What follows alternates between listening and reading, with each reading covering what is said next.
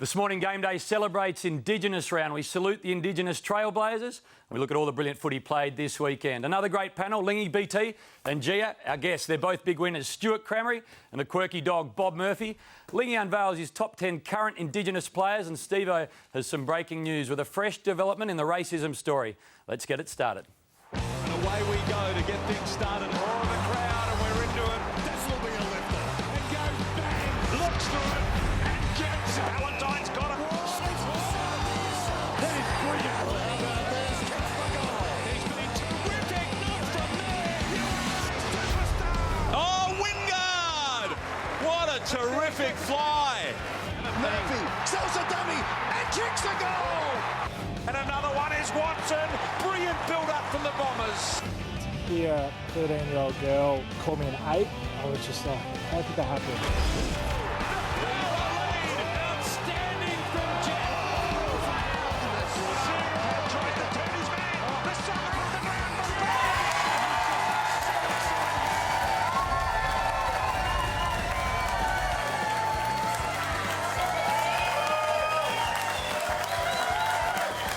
Good morning, everybody. Great crowd in this morning. Indigenous round, a lot to celebrate. I'm Hamish McLaughlin. Thanks for joining us. Hope you're having a great weekend.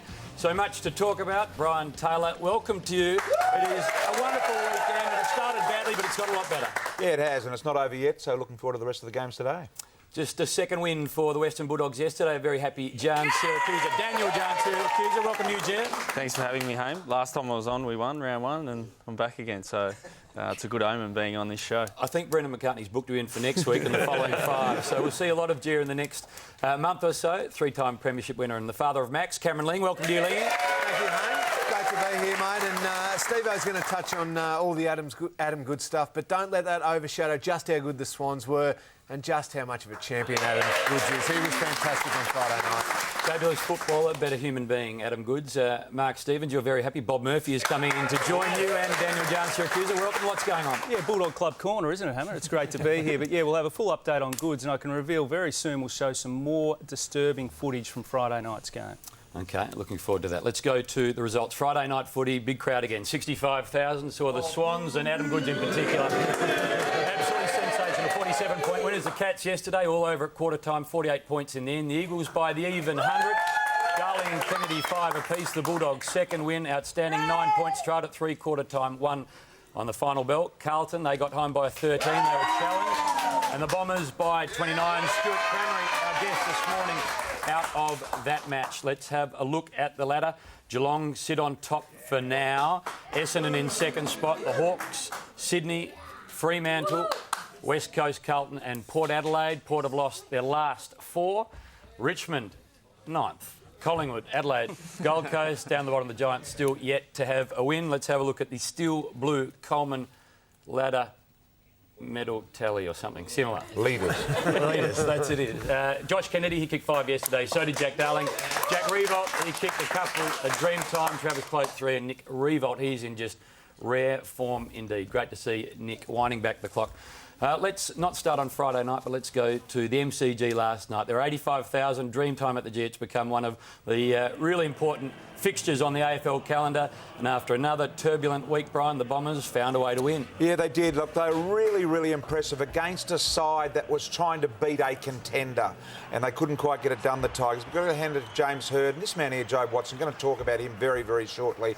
He was a significant part of the night. And, of course, the pre-game ceremony as well was absolutely fantastic. The 84,500 there last night, really enjoyed it. And BT, probably the only sour note of the whole night was Michael Hurley. He almost can't take a trick at the moment. He did the ankle again. We see him land. It was really awkward. It looks terrible from this angle where he goes right over on his ankle. And all we really want from Hurley is his ability to be able to play a few games in a row, get a bit of form, get a bit of match fitness, because he's a terrific player, but he looks like, unfortunately, he's going to miss a few weeks. Lingy, you had a chat to him at three-quarter time, not on camera. He's really frustrated about it too, isn't he? Yeah, he just said he just wants to get a good run at it. He just wants to be able to play some consistent footy, train consistently and get out on the park, and he's getting quite frustrated at the moment.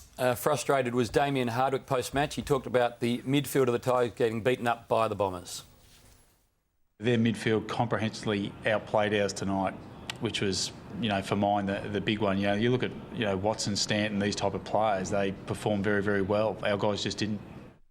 So the Cats, the Pies, free on the Bombers now have touched up the Tigers. More on the Tigers later. Dogs, though, Gia, good yesterday. Let's just have a look at the siren yesterday and see what it meant to the Western Bulldogs.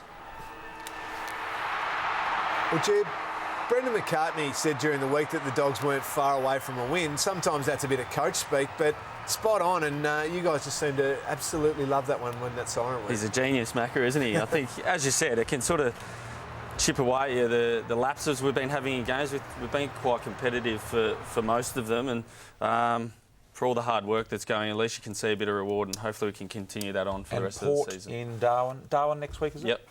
Yeah, we play well up there. We go into the heat chamber a few weeks before and try and acclimatise ourselves to the conditions up there. So, as I said, hopefully we can get another win going into the bye. You'd better be on the last flight out of Darwin to get back in time for game day next Sunday morning. If you haven't seen what happened on Friday night, Mark Stevens is just about to talk you through it. But let's go back to Friday night. It was a sad tale, and it just reminds us that there is no room anywhere, let alone football, for racism. This is the Adam Goodes tale so far. To hear a 13-year-old girl call me an ape, and it's not the first time on a footy field I've been referred to as a monkey or an ape.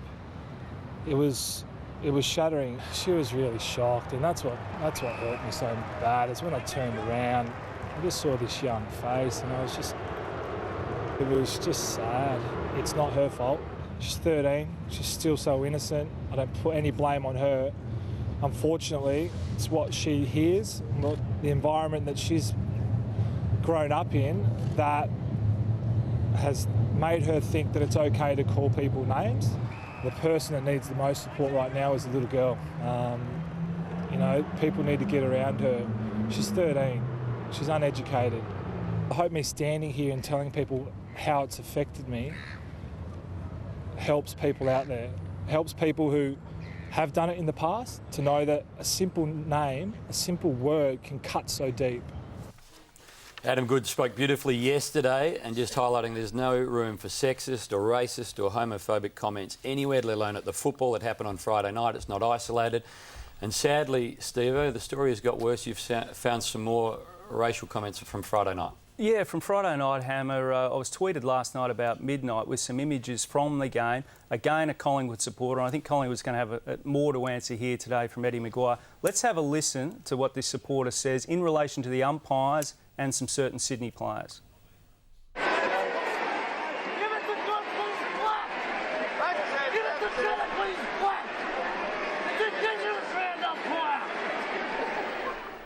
That's just reprehensible, isn't it? You can't believe that happens. And hopefully it's not a sign of what's going on deep behind the fence. I mean, that's a long way away from the action.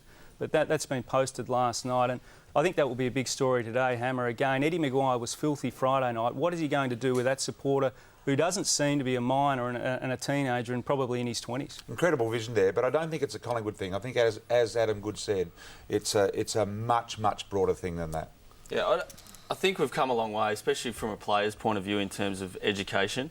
Lee, I know, when we've been playing, we go through so many education sessions on vilification and things like this.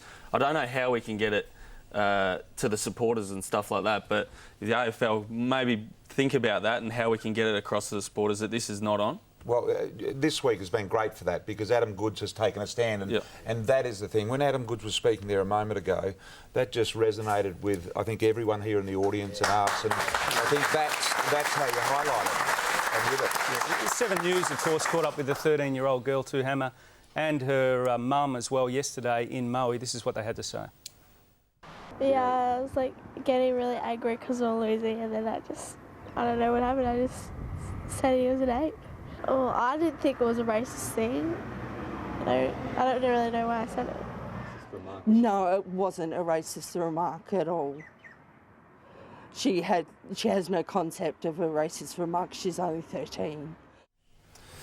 We don't need a lynch mob on the 13-year-old girl, but we do need to remind everyone that it is appalling behaviour. And clearly it's a worldwide problem too. You can see there, guys, that you wait for the soccer body in Europe.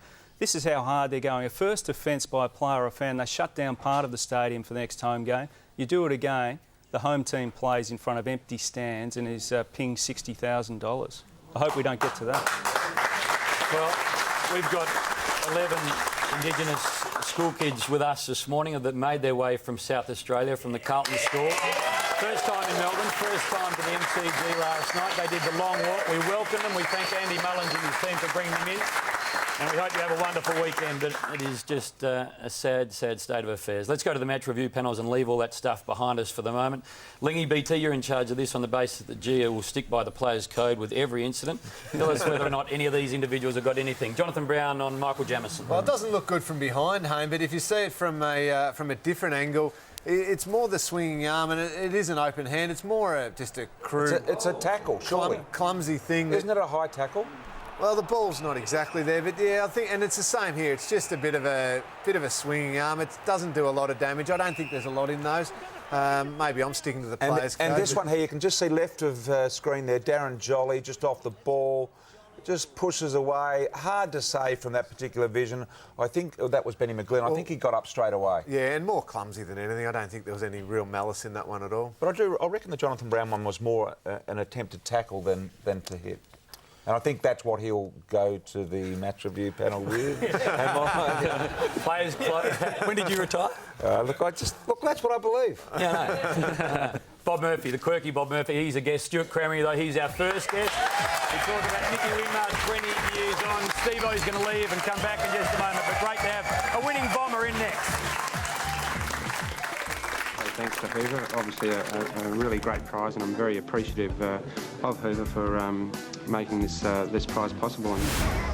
Yeah, this is the way football can bring a community together. It's fantastic, and it gives them something to look forward to as well.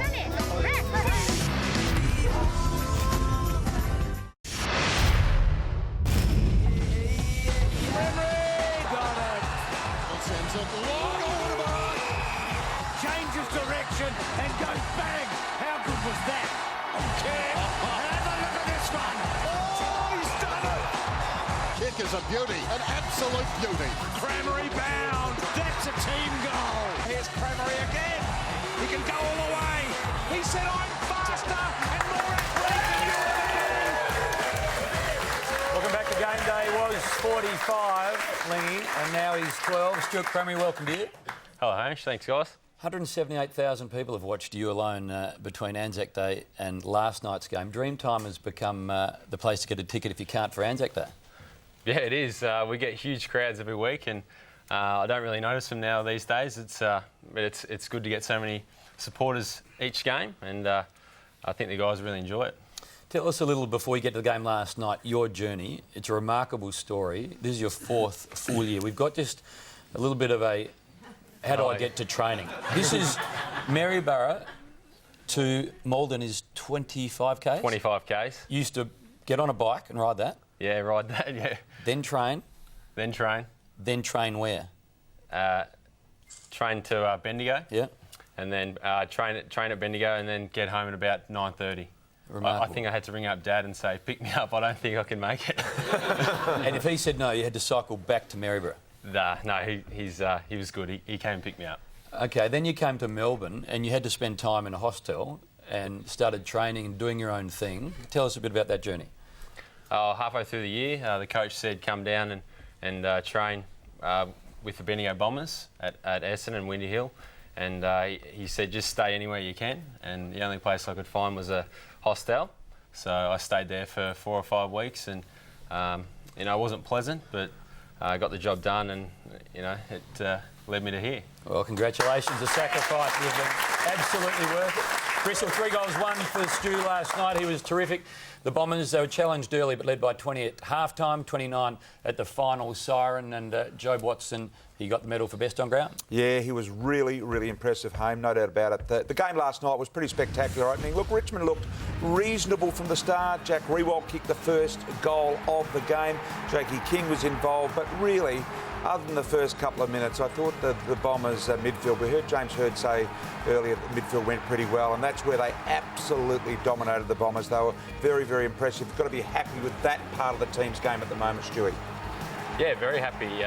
We focused on the defensive aspects of the game, and we knew they were going to slingshot a lot of their goals from the back half, and we just tightened those areas up. You're continually amazed at your leader, and see Floston kicking the goal. He's got great poise for a young guy as well, by the way. At your leader, Jobe Watson. Yeah, well, it just seems to be getting better and better, and he's 28, 29, so sometimes I just have to sit back and watch the goals that he kicks out of a stoppage, and it just amazes me. See Cochin getting involved. Look, the Tigers had some little mini runs at various stages. That man, their stamp was fantastic. I think he had it 39 times last night. That's part of that midfield that we talk about. They were very, very impressive, the Bombers home.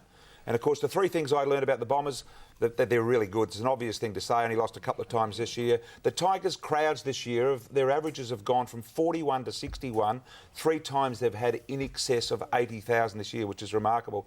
And that some Tigers are prone to turn the ball over by foot. And I reckon these guys were told to sag off certain players in the team. Won't put Stewie on the spot by saying who they were. But the likes of Daniel Jackson, Chaplin, and probably Rance across that full-back line. And the reason that Essendon are told to let them have the ball when kicking it is because they're actually not that good at it. By the no, and I want to clarify that by saying, by AFL standards, they're really above average kicks, but they're not the elite kicks like, you know, perhaps a Deledio would be. And so, Stewie, I know you can't really comment on that, but every team has them, Lingy, don't they? Yeah, they do, and it's just smart football, I think, in the end, that you identify the players you don't want to end up with the footy, and some who you don't mind. And they did that really last night, because it was appeared that Richmond tried to control the ball off half-pack and deny you guys the footy, didn't it?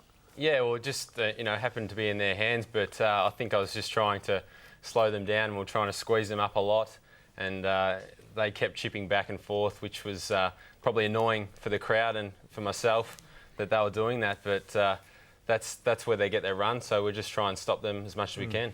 Stu, you touched on Joe before. I think the public see what he does on field. How is he off field? Is he a big talker, or does he just go about his business? How does he lead the club from a day-to-day basis? Well, I think the way he does talk is just being a leader around the club. He's just instrumental, the way he talks about things, and he helps me out as well and helps a lot of the midfielder guys out.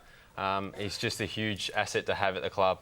He's just phenomenal. He never seems to fumble. He's an incredible player. But the bloke I'm really interested in last night, BT, we focused on him, was Michael Hibberd. A different path coming to the AFL, but he's just an incredible player, so strong. Tell us a little bit what he's like off the field, because we don't really know much about him except how good he is. Yeah, Hibbo, Frankston boy.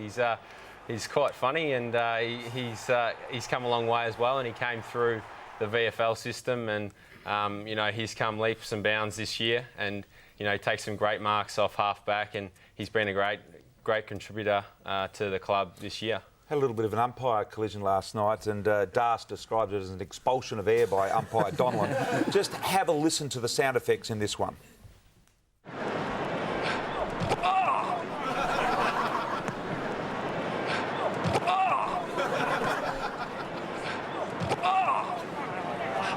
And Chris Donlan expelling every bit of oxygen he had.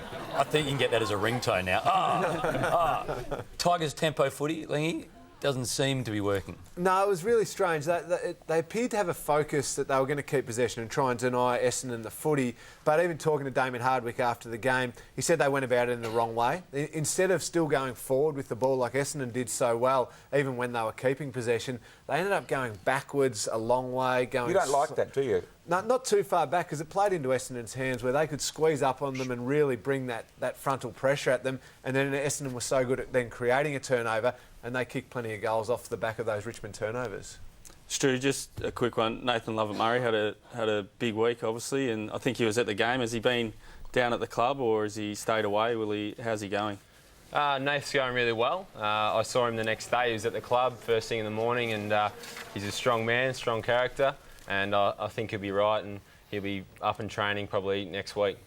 What about Dustin Fletcher? I mean, he's the first player in the history and still playing the game to be playing in the same week that he attended a 20-year premiership reunion that he played in. Yeah. He's unbelievable.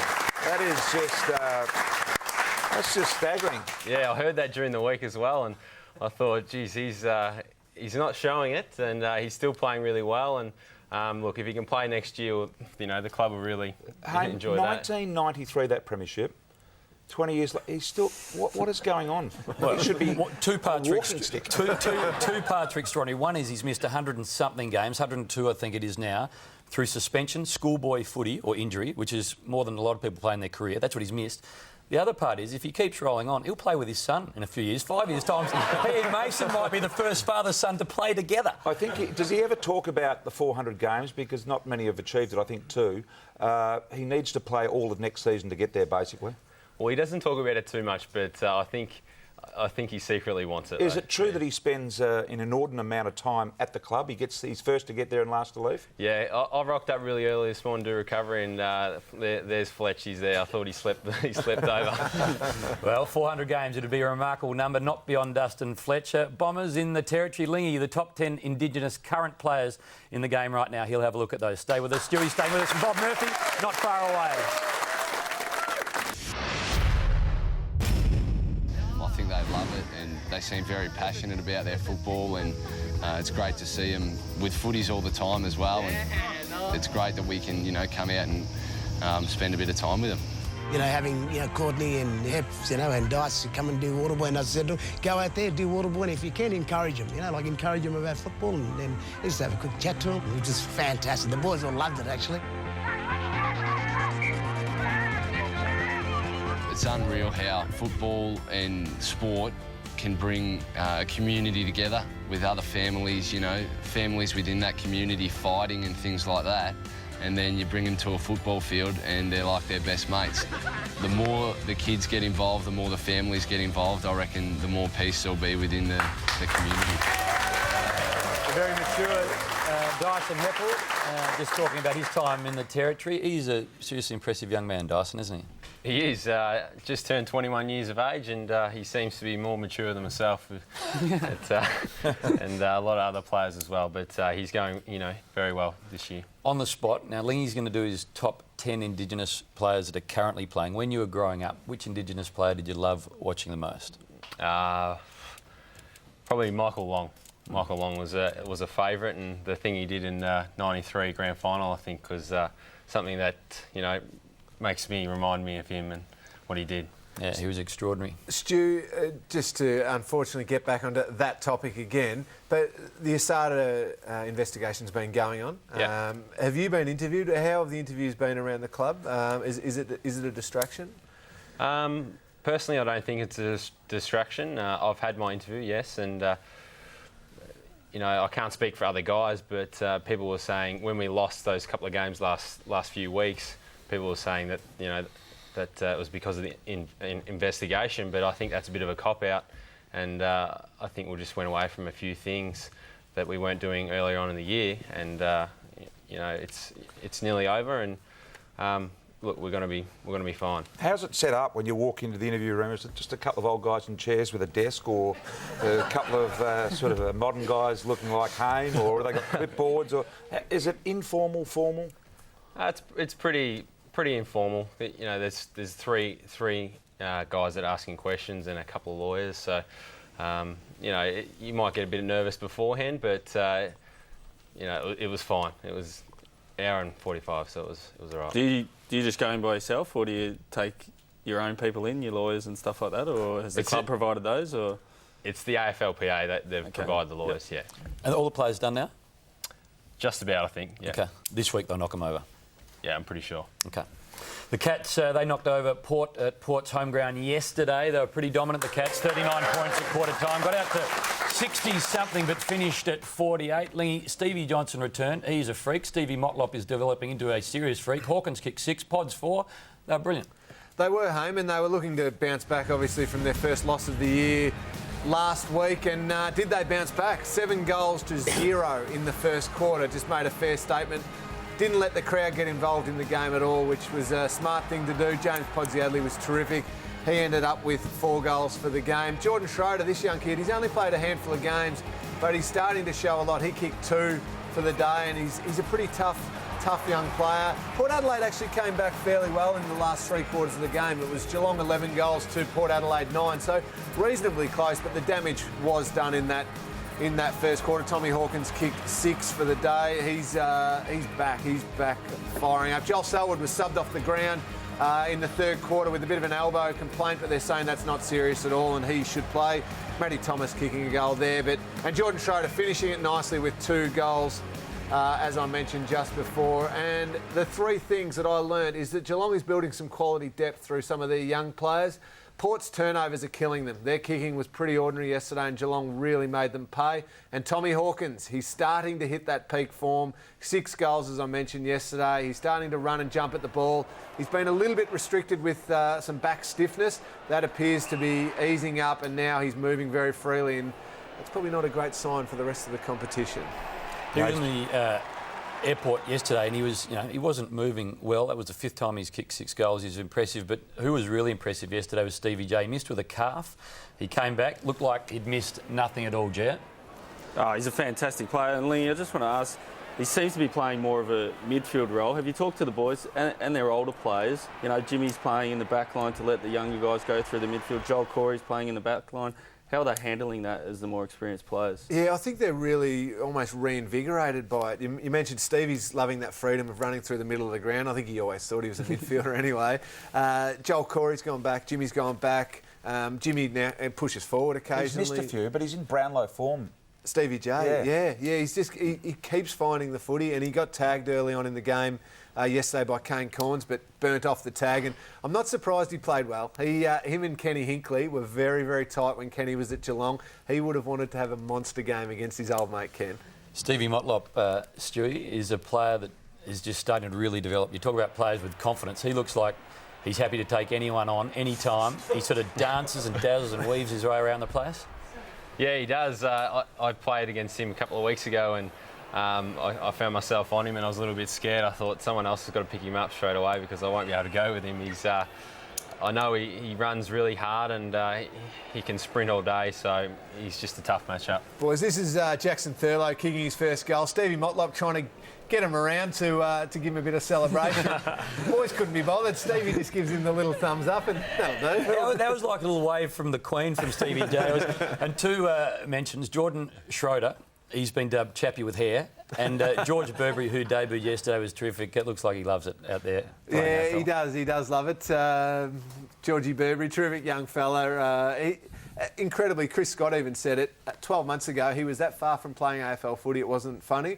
Kicked 6 in the VFL Grand Final last year. Came back into the VFL, straight into the team. It's really exciting, his development. OK, from the Cats to the Bombers, you know how this works, Stu. Quick questions, quick hands. Is it true you kicked a goal from halfway at Sandringham in a game and you're still looking for the footage? No. Did you kick the goal? Yeah, I think so. Halfway? Yeah. Is it true, Stewie, coming from a couple of your teammates, that you leave your wallet at home? You don't often carry it with you when you're going for a coffee? It's not true, but they think I'm pretty tight. Stu, is it true you're a bit of a basketball fan and when you realise that you could slam dunk, that's all you do during the day now, 100 times a day? I used to slam dunk a little bit, but not anymore. Well, Stewie, is it true that at 17 years of age, this is incredible if it is, you could bench 140 kilos? Yeah, just about. Yeah. Sounds like me. Can I just go, you can dunk. Yep. Who else can dunk at the club? I guess all the tall guys. Yeah, we get you 6'4". No, 6'2.5". His arms are 3 foot. The ring's only 10 foot, eh? Right. Good sprint. Thank you for coming in. I look forward to the rest of your year. Thank you. Stuart Cramer, one of the nicest blokes in the AFL. Bob Murphy, equally as good a bloke. He's coming up, and Steve-O tells us who's going where at the end of the season. Stay with us on Gameday. Gilbert and I like the best 2 players on the ground that day. Winmar again, he's setting them alive with the long kick. A lot of people don't know about Murphy. He's actually got shocking tattoos. He's got a picture that looks like, supposed to be Elvis, but actually looks like Paul Rouge on his chest, so I'll leave that with you, Murphy.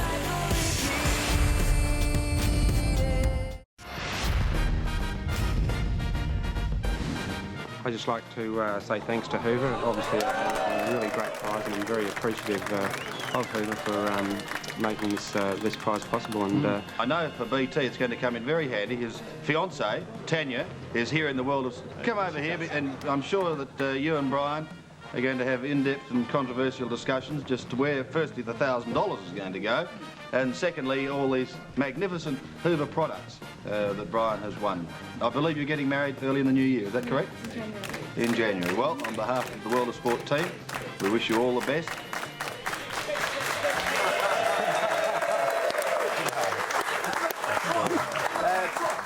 That is outstanding, Brian. Shut up. That has made my day. Still with the same girl too, I think. You think? Yeah, well, 25 years later. Lovely Tanya. She's lovely. Had a bit of sort of Cyndi Lauper, Madonna look about her back then.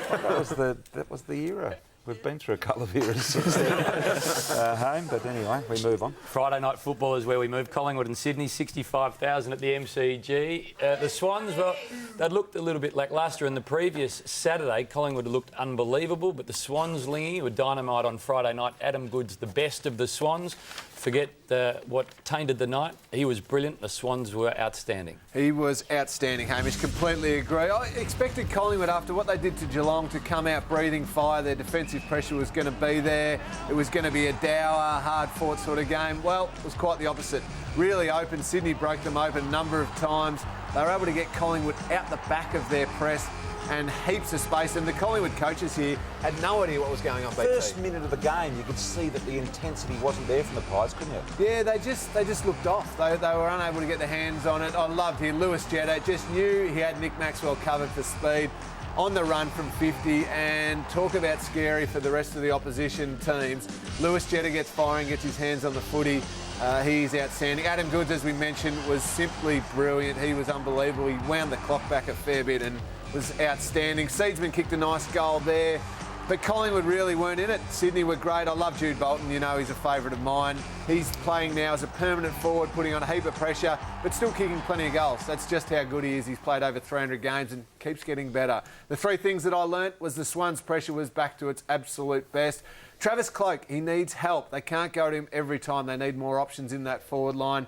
And we talked about Adam Goodes a lot, but he wound the clock back. He won the ball everywhere. He hunted up the ground. He played as a midfielder. He played as a winger. He played forward. He kicked goals. He is just an absolute champion, Gia. Yeah, he's a star. And the thing, obviously, watching on Friday night, they had the GPS on him, and it's hard to tell when you're watching on TV, but you could just see his work rate getting back to goal. And I think he sprinted 2K, which is a good effort for a guy that's 33 or 4. Collingwood could get things back on track. When I look at their run ahead, Brisbane, Melbourne and the Western Bulldogs over the next 3 weeks are 3 games if they're going to finish top 4 that they have to win. So it could just help them a little. Yeah, it certainly will playing those teams, but I think those teams should be watching the game from Friday night and saw the way Sydney got through their press. Yep. They kicked the ball through the press and they were able to then get out the back of them. You can see this sort of footage just shows how they were able to transfer the ball down with really smart, short ball use and then get out over the back, and Sydney in the end were able to kick some easy goals by doing it. On the back of that as well, Sydney's pressure is just better than anyone in the competition. They did it in the grand final. I think Hawthorn contested possessions was more. They just out-tackle opponents, and teams just can't handle it, can they? Yeah, they talk about their defensive pressure acts being a real gauge on if they're going to win the game or not, and it was back on Friday night. It was outstanding. And interesting, the forward end. I know what you just said a moment ago about Travis Cloke, and he needs a bit of help down there. Normally has got a little bit of help, Cracker or some of those guys, midfielders kicking goal. But do you mean in the tall man department? Well, I think so. I think Quinton Lynch needs to get himself in some dangerous positions. Travis Cloke, still an outstanding contested mark. You see some of these grabs he took here, but Sydney were able to get 2 or 3 back to help out at different times, and it was too easy. Quinton Lynch needs to draw the ball in dangerous spots so that it makes his defender actually defend him. Andy Cracker was really well held by Nick Smith on Friday night. He's normally another option down there as well as Jamie Elliott. And nearly didn't get there home, the Sydney Swans. They walked to their bus. It was broken down, so they decided to jump in taxis, and they had to go down Flinders Street, which was a debacle. So they jumped out of their taxis, they jumped onto trams, and as close as they got to a Mikey card was Mikey Pike. No one was fine, but that is an upsetting way if you have a really sort of fundamental way to get prepared, yeah. Oh yeah, if Matthew Boyd at our footy club, our captain, if the bus is a minute late, all hell breaks loose. What would have happened? Oh, he abuses people. Our team manager cops it off him. Either the bus is 5 minutes late, so that's why guys would have taken it on their own accord, got on a tram, would have got there quicker otherwise, because some guys are asleep before a game, but other guys are a bit at least 30 minutes late arriving. They were, and there's some people that wouldn't affect, because some blokes, they'd almost enjoy stopping by for a quick pot at one of the pubs on the way to Flinders Street, and are so laid back in their build-up. But yeah, you hear about blokes like Matty Boyd.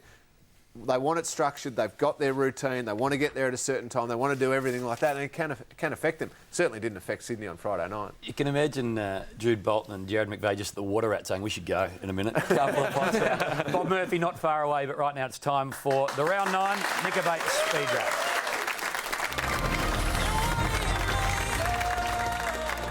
Here's a chance for Goods. Goods under pressure. Bounce, bounce, bounce, goal! Buick dealt it out. Redden, it's coming, it's coming! It's here! And so are the Lions! Oh, Wingard! What a terrific fly! Rewalk 3 deep off hands, Cotton. Quick goal. Tigers away. Murphy from 55. Sells a dummy. Runs into the open goal! And kicks the goal! Now this could be very exciting. Jetta at full pace goes bang! Yes! It was as exciting as it looked.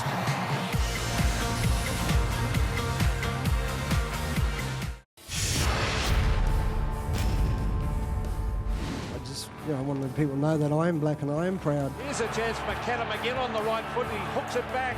This is floating towards the goal. Will it clear the line? I think it's a goal. I said, brother, we don't have to put up with this. So today when we go out there, we'll kill them. We'll run them up today. Sprints in the goal, the brilliant player. Oh, that is sensational play, Gilbert McAdam. It's probably one of the best games that I've probably ever played at AFL level. The Winmar again, he's setting them alive. Gilbert and I like the best 2 players on the ground that day. Winmar from 60 metres, Nicky Winmar kicks. Oh, I think he's goal. The Saints are home. I am very proud. The Collingwood fans are stunned. A packed house at Victoria Park, and the Saints have won here for the first time since 1976. I made a stand, and that's going to stay with me and for the rest of my life. It was a monumental win back then. It was a landmark day in regard to racism, and 20 years on Friday night, an equally powerful image was taken. And Adam Goodes there just making a stand again. And I think we've come a long way in 20 years, but we've certainly got a long way to go. BT, you had something to do... Yes, footy means business. Yeah. Channel 7 and the AFL have got together over the last 5 or 6 years now to bring 50 young Indigenous kids from all over Australia and subject them to all things. The great Lee Matthews took them to Etihad Stadium. They were brought here into this very, very studio, and they were given a go at talking on air and up into the Channel 7 boardroom where they met the boss of the AFL, Andrew Demetrio, and were personally allowed to ask him questions and talk with him, all of the other leaders around here. And it culminated in a game last night at the MCG that these 2 teams played each other, and that's how they celebrate at the end of the game. Talk about natural creativity. I would like to say that what they get out of those 50 kids is they experience a city culture, and also because their culture's made up from all over Australia, they experience the different Indigenous cultures together as well. So it's a great week for them. Makes the chainsaw and the fist pump look really lame. Gee, you might have to just sort of get on with things. Paul Chapman, can you imagine him doing that? Brisbane, Matthew Leuenberger. Brisbane versus Carlton last night. Brisbane, they got pantsed early and then came back and they led at half-time. And in the end, the Blues' inaccuracy almost cost them the game. Gee, Mick Malthouse almost went greyer if that was possible. He was very, very disappointed with the way they were in front of goals, but they got the 4 points in the end, the Blues. Yeah, they did. It was, as you said, there was momentum shifts in this game. Carlton got off to a great start, kicking 6 goals in the first quarter. Kane Lucas kicks a super goal there. Mitch Robinson takes a great contested mark. As we know, he goes as hard as anyone in the competition. And then Brisbane started to get their game going. Maloney kicks a great goal there, and by half-time, no one would have thought, but Brisbane were back in front. And they were a couple of goals up. Redden, is that Redden? Redden's there, yes. Yep. And then Carlton started to take control back, and obviously the goal kicking was a factor. Buick there kicks a goal. He was great all night. Kicked 3. There's another focal point to goal. And now the Blues have got Waite back playing some footy. Does he look like he's added something up forward for him? Yeah, he's a star, Jared Waite. Fantastic. Really straightens them up and gives them a bit of direction there. They got it back, Brisbane. Pierce Hanley kicks a ripping goal here, but Carlton were able to slow the game down towards the end and got control of it and had the win. won 5 of their last 6 games, by the way. Good effort. Yes, the 3 things I learnt, BT. Carlton should have probably won by more. They kicked 20 points. Brisbane playing patches, but they've still got plenty to work with. And Jared Wade is the most important player for Carlton. 5 of the 6 last games is an interesting step, Bristle. Sorry I asked you about that question earlier, but he's marking well. 5 of the last 6 games they've won here, the Blues, and Jared Waite is timely in amongst all of that. Yeah, Jared Waite, he took 7 marks inside 50, 6 of them contested, so he's definitely a great player for them and someone that they have to keep healthy. Not only 5 of the last 6, but they play GWS, I think, next week, but then it gets hard. I think they play Hawthorn after that and also Essendon. And a lot spoken about Chris Judd, as we know. He's an absolute champion of the game. He's really quiet early, but he's probably the one who sparked them in the end. Yeah, he did. Obviously, we know how great a player he is. I think he only had 3 touches in the first quarter, but he was the catalyst to get them going, as he does. I know he's not captain anymore, but they definitely look to him to show that on-field leadership. Maybe he's a really special player, Judd. How many more years do you think he's got to go? I think he's probably got 3, 4, maybe 5, because I think what they'll do, like Geelong has done, he will go out of the midfield and he can definitely play as a forward and kick some goals for them. Did they have a few misses, the Blues, in this game? Did they at goal? 13-20 they kicked. So Mick spoke about that after the game, I think. And they weren't difficult, Gia, were they? They were sort of inside 30 or 40 a lot of the time. Yeah, they were. Set and it's shots. something they said they got away with it because they won the game. But, you know, those goals are ones that you should kick at AFL level. It's probably lucky for them to get over the line, but it is a bonus win going up to Brisbane, getting the win up there. As much as Brisbane haven't been playing great footy this year, they're still tough up at the Gabba. Now, Matty Leuenberger for the Lions, finger injury, I believe. He missed part of the game.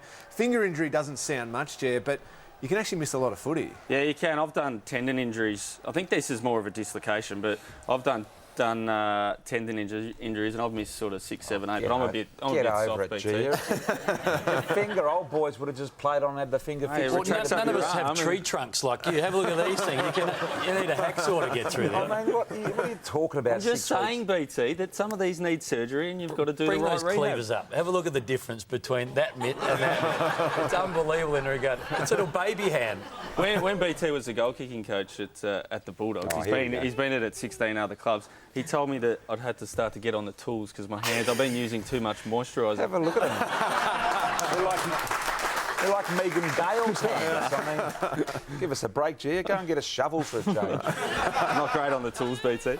Well, that hand that you're talking about holds Bob Murphy's hand quite a lot. He's in next. He's in the pool room at the moment. Childhood sweetouts. Bob Murphy and Daniel Jones, Syracusa. Bob's in next.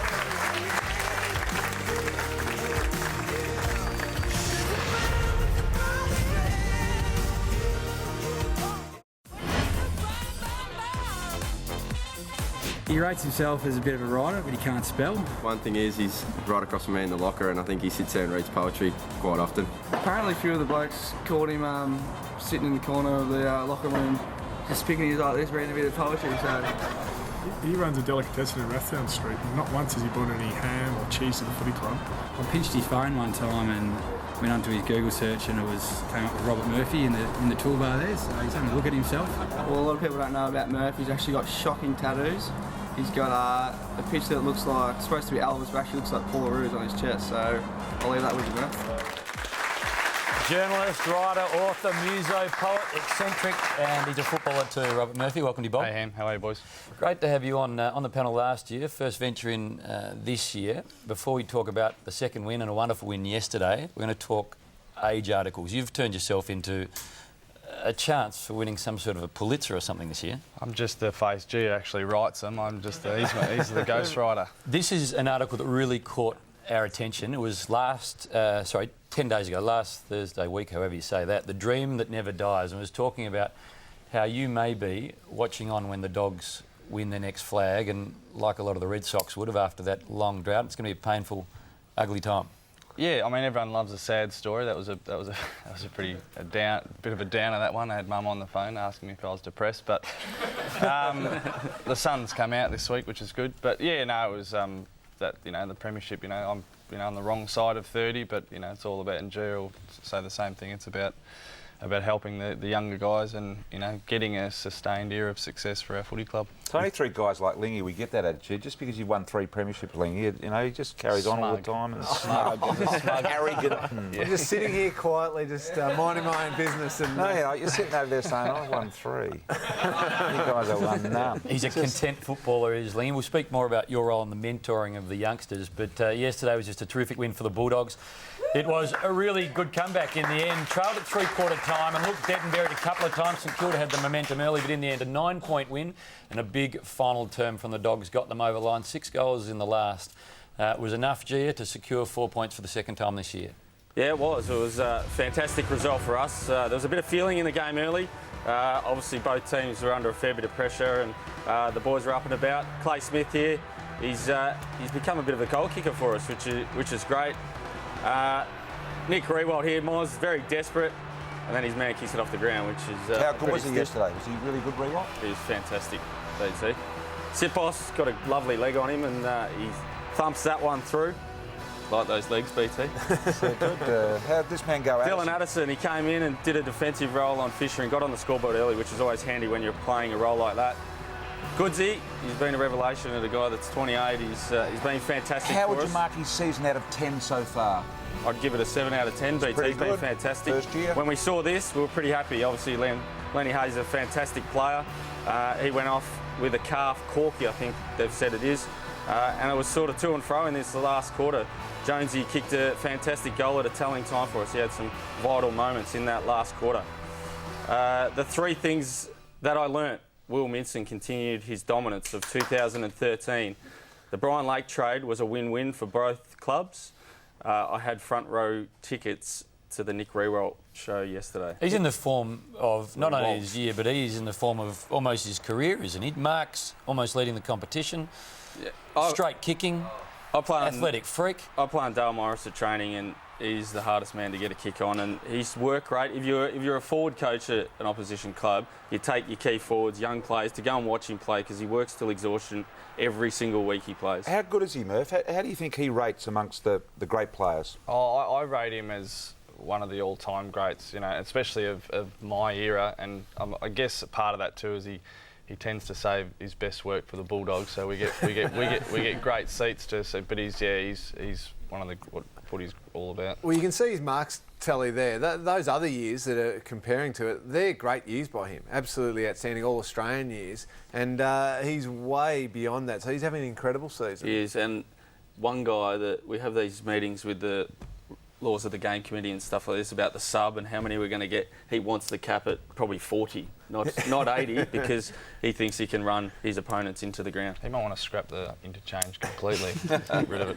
Murph, Kobe Stevens, tell us a little bit about him. Certainly his best game for the club yesterday. A Gippsland boy as well. What's his story? Yeah, good Gippsland boy. We like getting those guys in the red, white and blue, and I think you know, he's had a bit of an up and down start to the year, but his talent, you know, which he showed yesterday, we knew was there, and it's yeah, that's how we get real improvement in our side. If you know, guys that age bracket jump up the way he did yesterday. That's what I was talking about with the Brian Lake trade. Obviously, he can go to Hawthorn, and you know, there's a chance to win a premiership for him late in his career. But we got Rovat, who played yesterday, and Stevens, and they're going to be great players for us for the next decade. Well, gee, you're starting to get some really exciting young players there. Jake Stringer, McRae, Rovat, as you mentioned.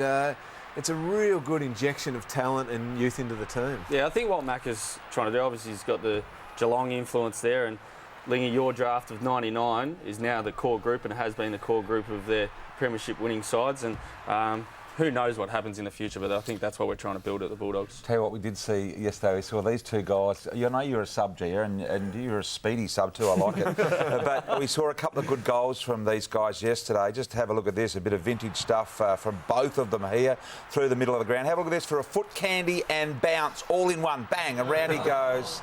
Great composure, brilliant poise, and a really, really nice finish and celebration. And the old man who came off the sub bench, look at that, on his non-preferred left. A wrap around the corner kick and just giving him a bit to go on with there. And incredibly, we didn't have those highlights in. We turned up to today's meeting and Murph and Jerry just said, here, we've got some highlights for you to put in. We were picking the paper up on the half volley today. Don't worry about that. They were sent in by B. Murphy at westernbulldogsfc.com.au. Talk us through the Dogs' injury report, Bob. You've got Higgins out for the year. Dan Cross, he was dropped, so he just sort of sits watching on. But Kearns, a couple of weeks, that's seemingly accurate. Yeah, I think we'll probably we'll probably see Adam just after the bye. He's had a minor hamstring. Yeah, Tory Dixon's still a while away with the ankle.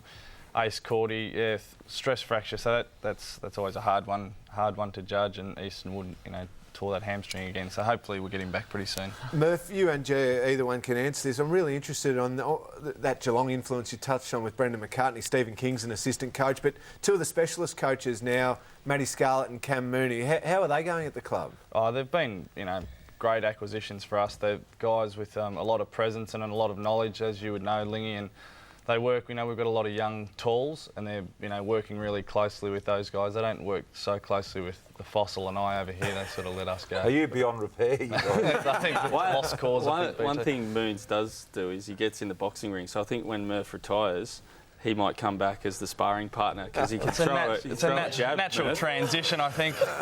Mooney for Murphy in the ring. Can you imagine blokes hopping in with Mooney or Murphy there?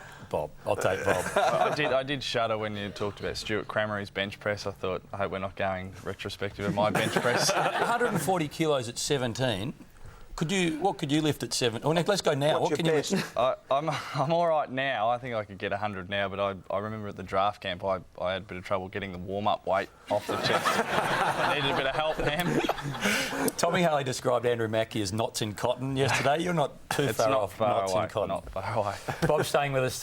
Time for a break. We'll speak to Bob and Jerry whether or not Dan Cross will be at the Dogs next year and Lingy's top 10 current Indigenous players. Come on, Dal. Take your hoodie off. Take it off. No hoodies, mate.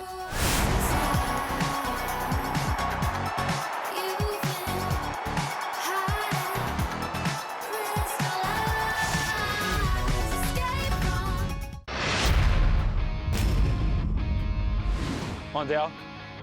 Take your hoodie off. Take it off. No hoodies, mate. Yeah, I'm one of the yellows.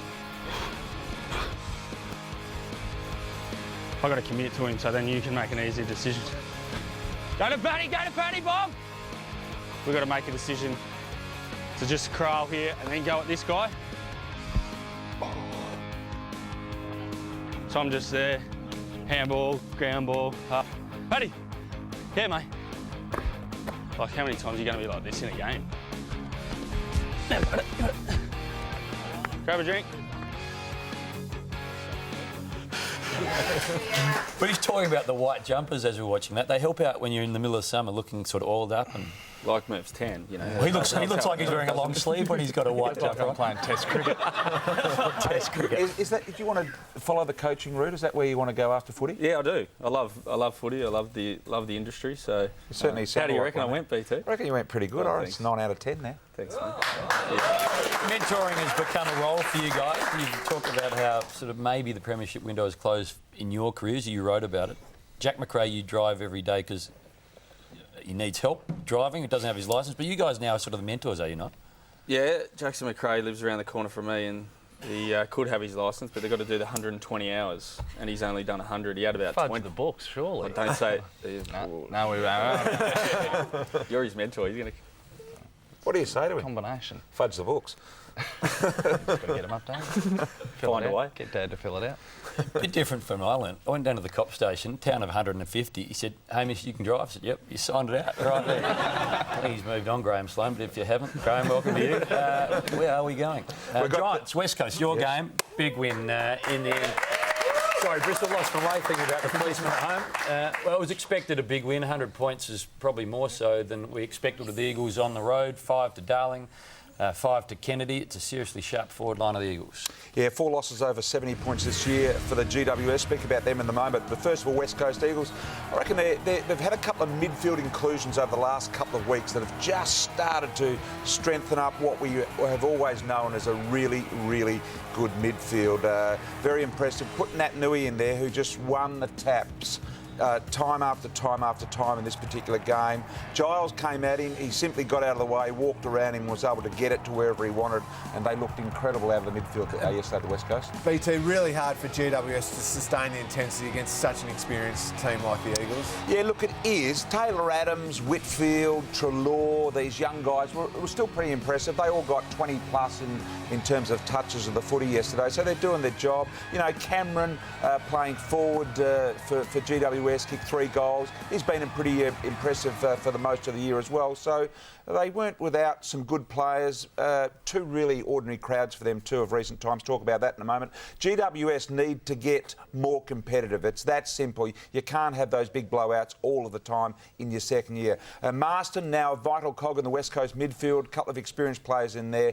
And the Eagles forward line is absolutely stacked to capacity at the moment. When you look at Kennedy yesterday, who kicked 5, Jack Darling kicked 5 goals, Lacroix, who's popping into the midfield just a little, but basically plays forward, kicked 3, Josh Hill, former teammate of both of you guys, he was able to get 3, and he's been really important to them. Josh Hill is that sort of third, tall, small, up forward for them this year. Then you throw in Cox and Nat Nui, who both spend a little bit of time down forward.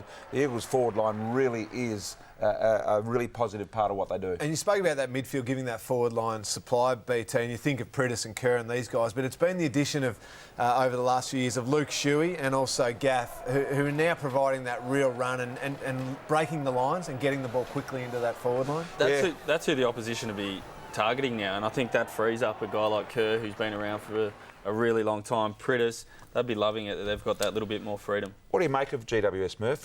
Where should they be, do you think? Oh, it's hard to tell. I mean, they've obviously got, so much talent, and, like we're seeing with the Gold Coast Suns at the moment, it does take a bit of time. Once they, give them another 12 months and they'll be shooting up the ladder. BT, talk us through Josh Kennedy. Has the stutter step got worse? Yeah, it has, because it's gone to his arms. Now look at this. Watch the second rate play here. It used to be just the feet, now it's the arms. He has got the complete jitters. Look at that. It's close. It is very, very close, Lingy, to packing out of him. I want to show you a bit of vision here. This is Charles Barkley, the former basketball. Look, he gets it. Almost quits on the footy. And eventually he hits it. I tell you, the next step for Josh is that. But the only difference is Barkley was a basketball. Josh plays AFL football for a living. I know. And the other funny thing is, any field kicking, he just doesn't do it. It's just like he does it normally. But he does need to get on top of it. I will say this. His method has been pretty solid this year. 31-10 he's kicked at 75%. Hawkins at 83% and Cameron at 83% are the only others above him. Well, 75%, if he continued at that for his career, would be the greatest conversion rate of all time, including Lockett. 63 is about the AFL average from set shots, so he's well above it, so he's doing something right.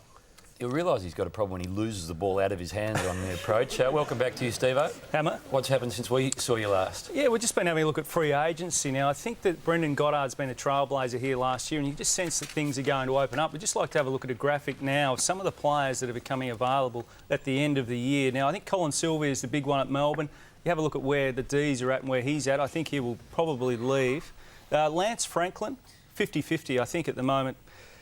Lee Matthews said during the week that maybe he's a Tony Lockett that would do better to go to Sydney and get out of the fishbowl. I'd like to ask Lingy about Harry Taylor. He's motioning about family issues, etc. in WA, but surely you'd be mad to leave Geelong, wouldn't you? Well, you'd think so. I think he's loving the challenge that's now in front of him to take this group, a new group almost, to some success. I think he's loving it. Really smart though. He's got to talk to his wife. They've got 2 young kids. They're all Perth people, so they need to talk it through. Fingers crossed from a Geelong perspective that he works all of that out and he signs up. Franklin Taylor Thomas, I reckon, probably not much chance of leaving. Why wouldn't Thomas go to Carlton though, BT, if they can offer, say, another 200, 300 a year? Because he loves Collingwood. He loves Mick. Yeah, but he loves his team, and the team is the thing that's going to bring him ultimate success. Carlton aren't ready to win a premiership yet. The ones for me are Melbourne. I mean, Mark Neal has come out and said it'll be 5 years before they get any sort of success on the field. If you're a 25, 26, 27-year-old player, you've got to decide whether you're going to bail out now. And this is a Sunday Times today in Perth. I mean, having a bit of fun with the Demons. They've got an atrocious record over in Perth, and they play Freo today. That's if you're a Melbourne supporter seeing that, I think you'd be pretty filthy, wouldn't you? Is that a lack of respect, Hammer? I don't know whether it's a lack of respect. I think the players are embarrassed themselves. Colin Gullen said he's embarrassed with the way he's been playing, embarrassed with the way Melbourne's been playing. Mark Neal's not hiding from the facts, so they've got to get the respect back by winning, don't they? I think Ross Lyon's team will suffocate them today. They've been turning the ball over a lot. And just have a look today. It could be a horror show if things go pear-shaped. Very rare do I pick up a paper and see Daniel Cross omitted from the side. It was a bit of a shock. He was a sub a couple of weeks ago, and he's been a legend of the footy club, Crossy, a great aerobic athlete. Along with the sub, BT. Oh, well, you're the sub on the weekend. Worrying signs, but you'd have to ask now. We saw Rovert come in yesterday, more pace, and there comes a time for everybody, and I think, unfortunately, it's now borderline for Crossy for next year. Well, anything to say, or you just like to move on? I think if everyone knows Daniel Cross, especially us two, and you'd back him in because he's a fighter. He's been a fantastic champion of our footy club, and he'll find a way to get himself back in the side. And just quickly, Nick Riewoldt was due to do a commentary spot on Triple M today, has pulled out, still has after effects of that concussion from the hit we saw with Liam Picken, the human cannonball, yesterday. OK. Now, you've got a six-pack on ice waiting for your two boys in the green room. Definitely. Love a winning. And come back every week, G. That's the plan. Thanks, Steve. Mark Stevens with all the news. Sounds good, sounds bad in just a moment. G, a quick hands with Murph. Stay with us.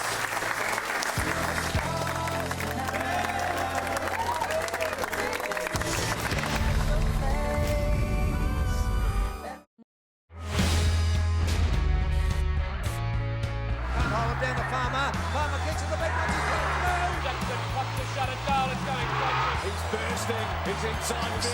Keeps it low. He is a genius. Out of mid-air, Gameday. The goal of the year. Well done, Lachlan cruises in and kicks his third. Kick it in this situation. Oh, kick it. Matera. Oh, look at the skills of White. Oh, Whitmar. Up goes Farmer. Oh, kick it. What a mark. Table takes it. Whitmar. What a mark. Oh, Whitmar. Oh, Whitmar. Kick it. Important kick this one, Chris Lewis. And he's kicked the goal. Oh, Cracker over to his brother. The snap and goal is good. That is the Cracker boys in action. Mitchell. Whoa. Here he is, Sandby. Screws it away. Sends it Incredible highlights there, and what a contribution. Well, this is my current top 10 Indigenous players. There's a few people who might have a go at me after this, a few of the mates who didn't quite make that list. Don't get self-conscious. 4 to 10. I'm going to go with my top 3, though, now. Number 3, Cyril Rioli. Number 2, so we're going to show some highlights, so I won't jump ahead. Cyril Rioli, just incredible. His evasion, his ability to put pressure on, kick goals, do everything. He's just, I love watching him play. So these are current players? Current players, yes. Number 2, Buddy Franklin. What a freak. He loves working side by side with Cyril Rioli, but somebody who's 6'6" should not be able to move like him. He is quick, he is agile, he is everything. But number 1 is the Sydney champ, Adam Goodes. 358 games, 2 premierships, 2 Brownlow medals, 400 goals in the AFL. What an absolute champion. Couldn't fit the... Well, yes, they're all great, but you couldn't fit the stiff one in from Adelaide, John Cocker. He's 227 games. He's done everything. Lingy didn't want to... Yeah, well, he was number 11, BT. To be honest, I may have left him out there, so I apologise about that one. G's about to hit you up with some quick hands, Murph. Favourite Indigenous player of all time? Oh, I'm a Nicky Winmar fan, yeah. Always was since I was a little kid. Remarkable 20 years ago what he did for the game and this country. G, you're in charge. Lights, mood, music, etc., etc. Whatever Take it easy. OK. You ready, Foss? I'm nervous, mate. What's the best sledge you've copped in 14 years? I think this is the epitome of a loaded question, Ham. Cozzy told me one day that I had my head was the size of a minty, which I thought was pretty personal. So that bit rough. Life after footy, you keep telling me you want to take Lingy's job in the media. What's the go for you? Oh, I'd like to keep writing, Danny. That's what I enjoy most. Writing about footy and telling other people's stories is probably where I'd like to end That up. leads into my next question. When are you going to start to get a bit more hard-hitting with your articles and talking about your dog and your kids? And You're it's a bit fluffy, isn't You're it? very fluffy. Well, it might be this week and might be you in the gun this week. I think that's the way you're carrying on right now. Final one? Yeah. This one, I know this will be hard for you to answer. Who's the better musician? Tex Perkins, Paul Kelly, or Tim Rogers? Because I know that you catch up with those boys. Oh, gee, it's hard because Tex is probably watching the show. Paul, they're probably all watching the show. Oh, I think I'd have to probably lean to the elder statesman. Paul Kelly's probably. Be very angry news, those back at home. Don't change fluffy. The best articles of the week. I look forward to Thursdays in the Age. Sounds good, sounds bad. Murphy to coach when he retires. Oh, I don't think so. I'll set Cones up for Gio because he'll be the main man. I'll get him coffee. Volunteer role, we'll find something for you. Volunteer role. Ben Hudson to finish career at Dogs. Any chance? Oh, I hope so. I'd be all for it. I'll take a pay cut for the big fella. He's already had 9 lives, isn't he? He refuses to go. He'd be like Johnny Farner. Captaincy is too much for Trengo, Bristol? Right now, yes, but in the future, maybe not. Okay. Racist taunts and the racist taunts and the person that delivers them should be banned from football for life. It's case by case. Young girl over the weekend, definitely not. But someone of my age, definitely yes. Jarvis, Murphy and Otis Jan Syracusa will play for the Dogs in the not-too-distant future. We're sort of within 18 years, I think, for one of them and 15 for the other. It just makes me laugh. It's a funny thought. He hasn't quite got his head around the whole football thing. I don't think what makes BT wouldn't. He don't like these names. Jarvis and Otis. It sounds like Sesame Street. Who are they? Is Otis your kid? The wife's obviously got the call there and quickly handballed it across to the wife there, Jeff. Jarvis I'm happy with Otis. And Otis. It's different. That's bizarre. Haven't you heard of Jarvis Cocker? Otis Redding. I thought he would have been a Who did the naming of Jarvis? I was I came up with that one, and my wife initially didn't like it, and I just used it. It was our joke name for a little while, and then we stuck with it. Yeah. And Otis? Well, my wife. Out of a Fruit Loop packet, surely. Just joking. My wife came up with it, but I'm fully supportive of the decision she made. As we have a look at the what's going on the weekend, Brian, the names of your children, please. I'm sure they're terrific. What time they get home? I left to come here at 7 a.m. this morning, and my son was just getting home. That's when you guys sure he'd been out running. Salvos this week. If you get an opportunity, find whatever you've got, put it in the tin. It's one of the great causes in Australia. Murphy, love having you on. Thanks, mate. Bristol, you're angry. Gia, you're beautiful. Lingy, love you. Thanks, Tony. Hope you enjoy the weekend. What's left of it? See you next Sunday, 10 a.m.